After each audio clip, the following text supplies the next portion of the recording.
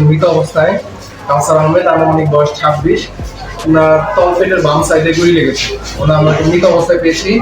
আর বাকি দুটো যে পেশেন্ট নয়ন এবং রাসেল, নয়ন যে পেশেন্ট, ওনার বুকের ডান সাইডে গুলি লেগে বের হয়ে গিয়েছে। প্রিয় দেশবাসী, আসসালামু আলাইকুম রহমতুল্লাহ। অন্যান্য সম্প্রদায়ের সকলের প্রতি রইল শ্রদ্ধা, ভালোবাসা। আমাদের এই অসাম্প্রদায়িক সোনার বাংলাদেশের সকল মানুষ আজ দেখেছেন আশুলিয়াতে খেটে খাওয়া নিরীহ গার্মেন্ট শ্রমিকদের উপর কিভাবে নির্বিচারে গুলিবর্ষণ করে হত্যাকাণ্ড ঘটিয়েছে, কিভাবে আহত করেছে শ্রমিকদের কি অপরাধ? এই প্রশ্নের উত্তর কি কারো কাছে আছে? আপনাদের কি একবারের জন্য প্রশ্নটি মাথায় এসেছে? কেন নিরীহ শ্রমিকদের উপর গুলিবর্ষণ? আপনারা জানেন কি বাংলাদেশের মোট আয়ের কত শতাংশ গার্মেন্টস সেক্টর থেকে আসে?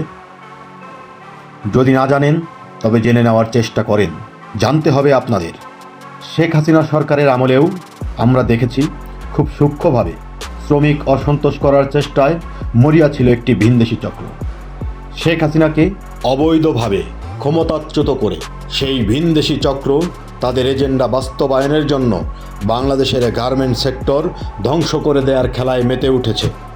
তাদের টার্গেট এই সেক্টর ধ্বংস করে দিয়ে নানাভাবে চড়া সুদে এই সেক্টর তাদের নিয়ন্ত্রণ নিয়ে নেয়া।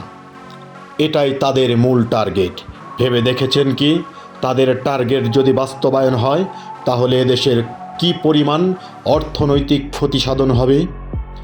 আপনারা দেখেছেন দেশের সাংবিধানিকভাবে অগ্রহণযোগ্য উপদেষ্টা নামক একটি এনজিও পরিষদের প্রধান মিথ্যাবাদী ডক্টর ইউনূসের বাসভবনের সামনে চাকরির বয়স ৩৫ বছর করার একটি শান্তিপূর্ণ কর্মসূচিতে সরাসরি আমেরিকার এজেন্ট সুৎখোর ইউনূসের মদদে কিভাবে গুলিবর্ষণ করে নির্বিচারে হত্যা করা হয়েছে, আহত করা হয়েছে কত অসংখ্য সাধারণ মানুষকে। আপনারা দেখেছেন কি পটিয়াতে সাম্প্রদায়িক অপশক্তি দুইটি গ্রুপে বিভক্ত হয়ে কিভাবে থানাতে অ্যাটাক করেছে?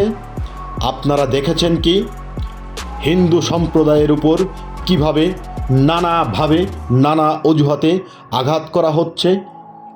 আপনারা দেখেছেন কি একটি অসাম্প্রদায়িক রাষ্ট্রকে সাম্প্রদায়িক দাঙ্গা লাগানোর জন্য কিভাবে হিন্দুদের উপর আঘাত করা হচ্ছে?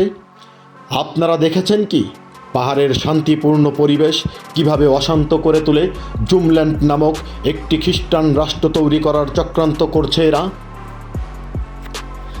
আপনারা দেখেছেন কি ৫ই আগস্টের পর থেকে মব জাস্টিসের নামে কিভাবে নির্বিচারে এদেশের মানুষকে হত্যা করা হচ্ছে? আপনারা যদি না দেখেন, যদি এখনও চোখ বন্ধ করে রাখেন, চোখ খুলুন, জেগে উঠুন। ভাবতে হবে আপনাদের, জানতে হবে আপনাদের। আর কত মায়ের বুক খালি হলে আপনারা জেগে উঠবেন? আপনারা ভাবতে শিখবেন। আর কত রক্ত ঝরলে জেগে উঠবেন বলেন? এখনই সময় আপনাদের জেগে ওঠার, এখনই মোক্ষম সময় আপনাদের আওয়াজ তোলার, এখনই সঠিক সময় আমেরিকার জিম্মি থেকে এই বাংলাদেশকে বাঁচানোর। আসুন সবাই আওয়াজ তুলি।